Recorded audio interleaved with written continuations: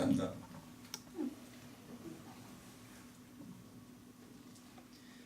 예, 아까 인사는 많이 드렸고요. 원래 발제를 가온누리 야학의 공다원 소장님이 맡아서 저는 마음을 놓고 있었는데 공다원 소장님이 불참하시는 바람에 긴급하게 투입이 됐습니다. 용인 씨는 다른 지자체와 다른 게 이제 야학이 많아요. 장애인 야학이.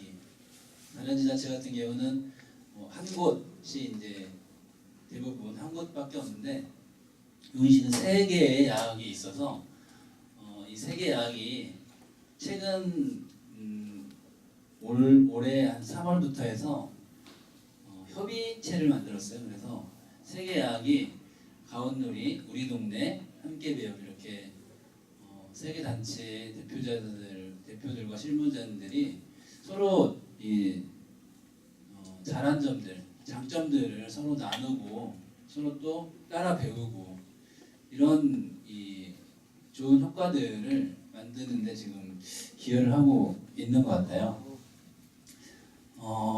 그래서 차장을 맡고 계신 우리 김준규 소장님도 우리 동네 이장님이신데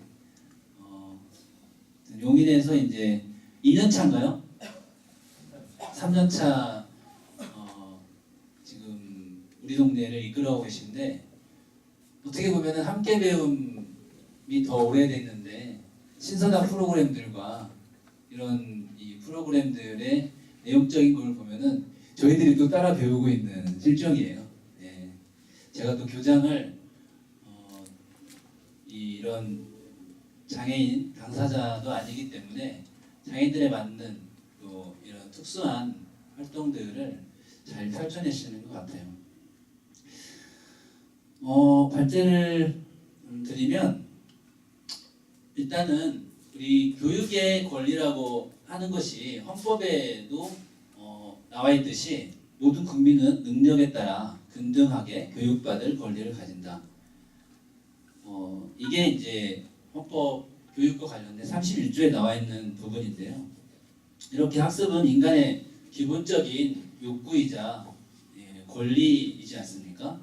이런 인간의 기본적인 욕구와 권리인데도 장애인 영역에서는 지금까지 평등하지 못했고 어떤 차별적인 교육을 받을 수밖에 없었습니다.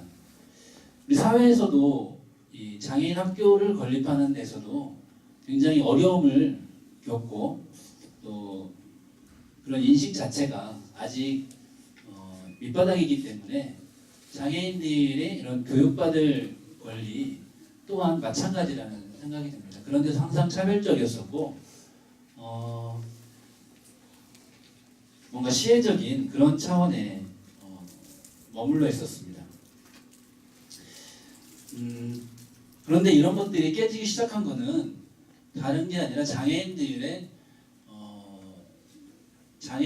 주인답게 나서는 그런 활동 속에서 우리가 얻어왔던 그런 과정이었고 장애인들이 깨지고 또 밥도 굶고 수업을 하면서 그런 어떤 배움과 투쟁의 과정이 지금의 그런 이 야학을 만들게 된 그런 과정 속에 그런 배움과 투쟁의 과정이 녹아 있다라는 생각이 듭니다.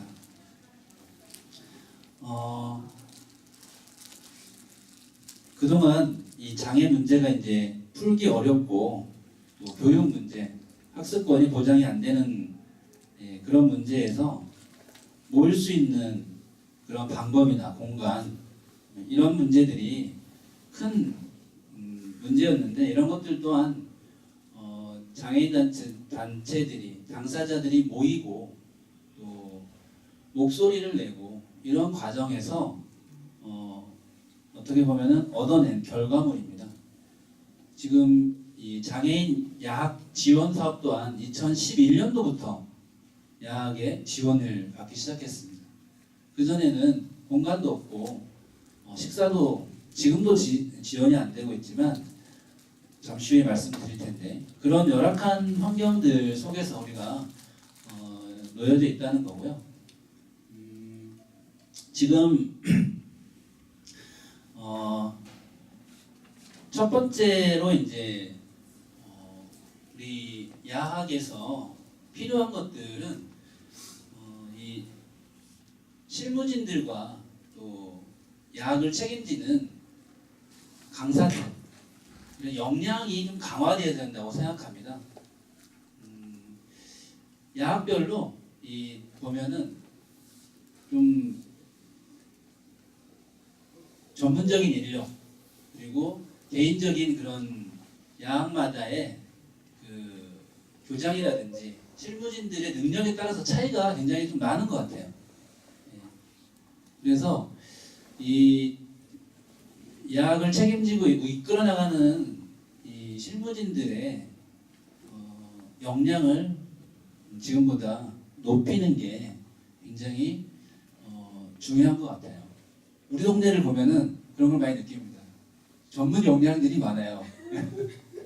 우리 실장님을 비롯해서 헌신적이고 자기가 시간을 많이 내고 정말 한 달 봉급 생활자가 아니라 장애인들의 그런 이 교육을 위해서 자기가 뭔가 해보겠다고 하는 그런 헌신적인 사람들이 있는 야학이 잘 되더라. 저는 용인에서 좀 그런 걸 좀 느꼈었고요. 그래서 그런 평생교육사라든지 평생교육사들이 이제 근무를 하게 되는데 평생교육사들의 역량을 높일 수 있는 그런 프로그램 그런 것들이 지자체와 또 내부 야학협의체에서 그런 교육들을 많이 펼쳐냈으면 좋겠다는 겁니다. 두 번째는 평생교육이 직업과 연계되는 그런 이 학습이 보장되어야 된다는 겁니다. 검정고시를 비롯해서 또 대학교 진학 그리고 대학교에 진학해서 학습을 유지할 수 있는 그런 지원 그리고 대학만 나와서 그 졸업장만 따고 있는 게 아니라 그 이후에 취직을 함으로써 자기의 그런 보람된 생활을 영위하는 게 그 가장 중요한 이 사이클이라고 보거든요. 그래서 야학에서의 그런 이 직업 훈련을 할 수 있는 지원과 시스템을 마련하는 거 그리고 이 대학에 진학할 수 있는 그런 연계고리를 만들어내는 것 이것이 또 하나의 이 야학이 할 일이지 않나 그런 생각이 들고요.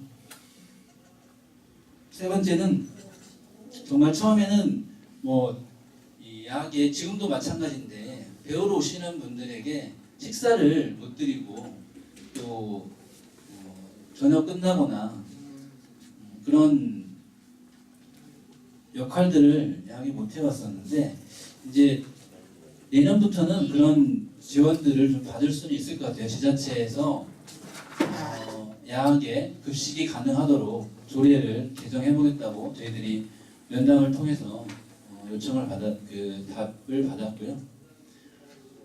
이런 것처럼 다른 지역에서도 마찬가지로 성인 야학에 대한 무상급식을 지원하는 거 이게 좀 반드시 좀 이루어져야 될 내용이 아닌가 싶습니다.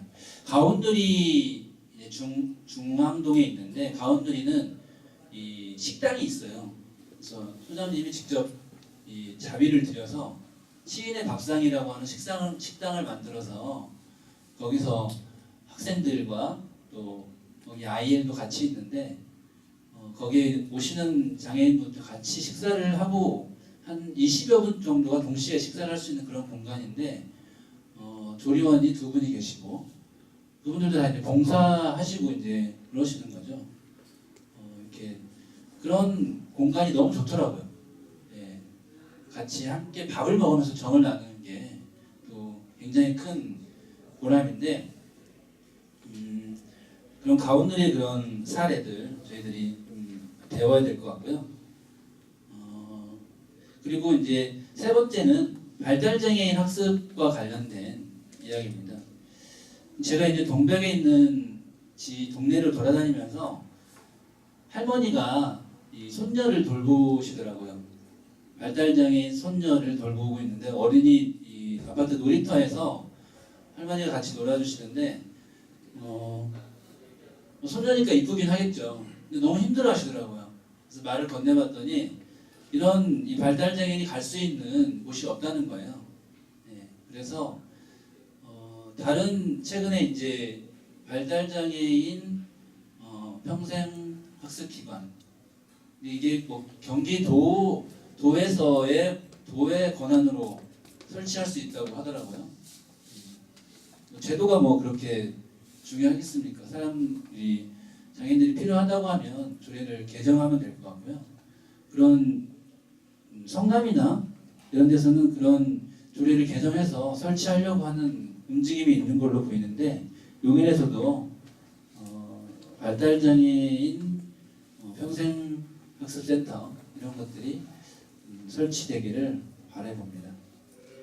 예, 마무리를 하면은 그동안 우리가 만든 교실은 우리 장애인들의 고민과 상처 그리고 그런 한편으로는 또 분노가 모여진 그런 공간입니다. 이런 데서 장애인들의 이 학습권 권익이 신장되는 그런 공간으로 거듭날 수 있도록 앞으로 노력하도록 하겠습니다. 감사합니다. 네, 박수 좀 해주십시오. 그 평생교육 관련해서 뭐 이렇게 좀 구체적으로 아주 이렇게 와닿게 설명을 좀 잘 해주신 것 같고요. 그 용인 같은 경우는 그러니까 학령기 장애인들과 그리고 성인이 된 이후에 어떤 평생교육이 이게 이제 좀 두 가지가 다 지금 필요한데 만약 뭐 특수학교 같은 경우가 보니까 저도 잘 몰랐는데 2014년대 저기 용인 수지 성목 쪽에 원래 설치 계획이 있었다고 했는데 그게 주민들 반대로 무산이 됐다는 거 혹시 알고 계셨나요? 예, 그 뭐 수지 쪽이 좀 잘 사는 동네이긴 하죠. 뭐 땅값 떨어진다는 이유 뭐 이런 거 들으면서 아마 반대가 아마 심해서 아마 지역을 저 처인 유방동 쪽으로 옮기지 않았나 그런 생각이 좀 들고 그 유방동도 원래는 그 내년까지 원래 이렇게 좀 설치가 돼서 완료하게 했는데 1년 더 늦어졌어요. 2020년도에 개교가 목표라고 하더라고요. 더 늦어질 수도 있을 것 같고 우리가 좀 그거를 좀 잘 제대로 지어줘서 이렇게 학령기 아동들이 교육을 받을 수 있게 해야 된다는 생각이 좀 들고요. 그리고 저 장애 평생교육 같은 경우는 뭐 아시겠지만 교실 딸랑 하나에 이렇게 여러 가지 프로그램을 운영을 하다 보니까 많은 어려움들이 있어요. 이후에 좀 그 학교에 계신 분들이 많이 좀 더 노력을 해서 정말 성인 장애인들이 33,000명들이 학령기 이후에 좀 지역사회에서 살 수 있게끔 여러 가지 교육 그런 프로그램들을 만들어서 좀 제대로 교육을 받을 수 있는 평생 교육을 받을 수 있는 그런 계기를 좀 만들어 주셨으면 좋겠습니다. 네, 하나만 더 말씀. 우리가 그 주체들이 해야 될 일인 것 같은데요. 발표회들을 많이 하고 경기도에서도 어제 발표를 했는데 제가 그런 뭐 책자들은 나오긴 하지만 이런 데이터들을 좀 총체적으로 수집하는 용인시에서라도 학생들의 작품이나 또 이런 뭐 글도 쓰고 그림도 그리고 뭐 시도 쓰고 다 여러 가지 정말 많은 활동들을 하는데 그런 지식 정보를 모아줄 수 있는 그런 플랫폼이 하나 있으면 좋겠다. 그게 뭐 홈페이지가 될 수도 있겠는데 그런 것들이 이제 축적이 돼서 나중에 정말 우리 10년 함께 배움 10년을 돌아봐도 10년의 역사를 보려면 그게 자료가 될 것 같은데 그걸 볼 수 있는 공간이 그런 걸 잘 안 해놨어요 지금까지. 그래서 다른 대학에도 그런 게 필요할 것 같아서 그런 걸 좀 제안을 해봅니다. 선생님이 먼저 시작하세요. 네, 알겠습니다. 그래서 말씀드립니다. 네. 이게 그 발언권은 저한테 권한이 있습니다. 짧게 해주세요. 짧게 30초 안으로 드리겠습니다. 여기 저기요.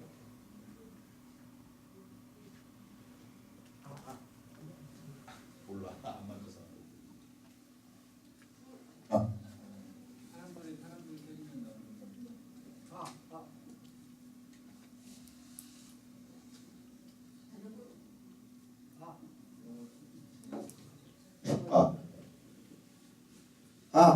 오늘 저기 복지과에서 온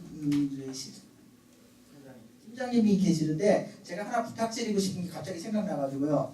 지금 용인 장애인 일자리에 대해서 현황이 없습니다. 그거는 되게 우리가 데이터가 없다는 거는 신경을 안 쓰고 있다는 거거든요. 죄송한 말입니다만 여기 데이터가 있어야지 저희도 어떤 데이터가 있고 어느 분들이 어떻게 근무하는지 공공 일자리를 하는지 아니면 소득이 얼마 되는지 그런 데이터가 없다는 거는 굉장히 정책 수립하기도 좀 힘들 것 같고 저희도 보기가 좀 안 좋습니다. 그런 것들을 좀 유념해서 좀 있었으면 하는 생각입니다. 갑자기 생각났습니다. 죄송합니다. 네. 말그릇 잘 없어요. 그래서 저기 시청 이게 우리 과장님이나 팀장님들이 오기 싫어하는 거예요. 바로바로 얘기를 해서. 네, 하여튼 부서 이동하신 지 얼마 안 되셔서 갖고 지금 막 새로 또 배우시고 막 이러실 텐데, 예, 오늘 나온 얘기들 좀 잘 살펴서 해주실 거라고 믿습니다. 그러면 발제는 요거로 좀 마치고 지금 시간이 좀 많이 지났죠. 한 50분 정도 지났는데 발표를 토론 발제하면서 같이 토론도 해주시면 될 것 같아요. 네. 네. 토론이시잖아, 그죠? 내용을 제가 잠깐 소개를 좀 먼저 해드릴게요. 네, 현재 용인 장애인 희망 포럼 대표를 맡고 계시고요. 제가 오늘 토론회 준비하면서 좀 이렇게 봤는데 용인시 사회복지협의회에서 백공기 우선 민선 6.13 선거 대비해서 별도로 이렇게 좀 정책을 이렇게 제안을 하고 이렇게 하셨더라고요. 맞죠, 회장님? 6.13은 아니고 이렇게 별도의 채널로다가 이렇게 준비를 해주셨더라고요. 그래서 지금도 이렇게 현장 곳곳에 다니시면서 어떤 지역 장애인 문제를 해결하려고 이렇게 많이 노력을 해주고 계십니다. 우리 김정태 대표님, 우리 토론을 한번 들어보도록 하겠습니다. 박수로 환영해 주시죠. 먼저 감사합니다. 사실 제가 이 정책 토론회에 이렇게 초대를 받은 게 이틀밖에 안 됩니다. 그래서 자료를 좀 제대로 준비를 못한 부분도 있고 나름대로 좀 그래서 토론을 할 건지 발제를 할 건지 그런 부분들에 대해서 약간 좀 서로 커뮤니케이션에 문제가 좀 있어가지고 제가 자료를 그냥 간단하게 좀 준비를 했습니다. 이 자료는 다른 큰 자료는 아니고 제가 그동안 장애인 단체 생활을 하고 장애인들을 위해서 뭔가를 봉사를 해보겠다고 생각한 지 한 2년 정도밖에 안 됩니다. 2년 정도 되면서 느끼고 봐왔던 것들에 대해서 간단하게 좀 정리를 해봤습니다. 그리고 참 안타까운 게 저는 우리 시의원님들이나 공무원들 이런 분들이 행사보다는 이런 토론회나 포럼 이런 데 많이 다니셔야 되는데 항상 보면 행사장 가서 인사 딱 끝나면 그냥 가십니다. 그래서 그런 부분들에 대해서 상당히 좀 진짜 많이 안타깝습니다. 네, 그러면 시간 관계상 제가 좀 PPT를 좀 약간 좀 만들어 왔습니다. 좀 그냥 쭉 읽어보겠습니다. 아까 소개는 했고요. 용인시 장애인 희망 포럼은 용인시 지금 공식적으로 38,000명이 장애인이랍니다.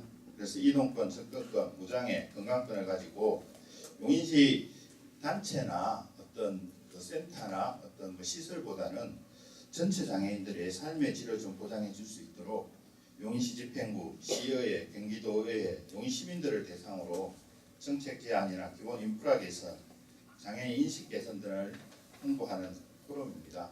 하여튼 좀 많이 도와주십시오. 여기 참석하신 여러분들도 아시겠지만 용인시의 장애인들을 위한 공공 인프라는 사실 거의 전무한 상태라고 보시면 될 것 같습니다. 현재 용인시 인구가 107만, 장애인 등록자 수가 3만 8천이 넘어가고 있습니다. 사실 등록하지 않고 좀 교통약자나 이런 분들까지 하면 5만이 훨씬 넘을 겁니다. 하지만 용인시에는 제대로 된 장애인 수영장, 장애인 스포츠타운 하나 없는 실정입니다. 장애인들의 이동수단도 사실은 경전철이 있어가지고 그나마 좀 낫지, 경전철과 교통약자 이동차량 외에는 거의 전무한 상태입니다. 최근 신도시로 지어진 역북지구를 가보시면 여러분들 알겠지만 턱이 없는 곳이 거의 없습니다. 턱이 없는 곳도 테라스로 만들어가지고 가게 주인들이 턱을 만들어 놓는 실정입니다. 네. 그리고 저상버스는 지금 용인시에 20대가 다닌다고 합니다. 그 20번 노선에만 20대가 지금 투입되고 있다고 합니다. 그리고 시에서는 장애인이 한 명도 안 타더라 이야기를 하면서 아직도 용인의 저상버스 도입은 시기상조라고 다시 여론을 이끌어가고 있는 실정입니다. 그러니까요. 예. 그리고 용인시에 공식적으로 장애인단체와 자립생활센터가 앞에 17군데 정도 됩니다. 그런데 장애인들이 갈 수 있는 장애인단체와 센터가 대부분 처인구에 소재해 있습니다. 처인구에 단체 9곳, 센터 2곳, 나머지는 기흥구에 있고 수지구에는 이름만큼 한 군데가 있습니다. 수지구에는 사실 장애인이 굉장히 많습니다. 근데 수지구 장애인들은 어디로 가야 하는 건지 사실은 저는 잘 모르겠어요. 몰래 살아? 네. 그래서 이제는 좀 각 단체든 센터든 마음을 모아 한 목소리로 장애인들의 공공복지를 위해 마음을 내야 된다고 생각합니다. 우리가 마음을 모으지 못하면 시는 절대 움직이지 않습니다. 제가 처절하게 2년 동안 깨달은 게 그겁니다. 그래서 최근 용인에서도 이제 민선 7기가 들어섰습니다. 민선 7기 장애인들의 1호 공약이 백군기 시장님 1호 공약이 장애인 복지센터 설립이었습니다. 그런데 공약이 취임하자마자 바로 철회하셨습니다. 네, 철회하셨습니다. 제가 사회복지협의회 4년 그걸 같이 했기 때문에 예산이겠죠. 네. 장애인 서포트센터는 사실 단순한 복지센터가 아니었습니다. 백군기 시장님이 공약한 게 그 안에 장애인 수영장 및 장애인 생활체육센터와 재활센터, 용인시 장애인들의 공공복지 인프라의 개봉과 장애인 복지의 전반적인 컨트롤 센터가 될 수 있는 공약이 이제 사실 철회가 됩니다. 결국은 또 단체들을 지원하고 센터 지원하고 작은 선심으로 장애인 달래기를 끝날 공산이 저는 크다고 봅니다.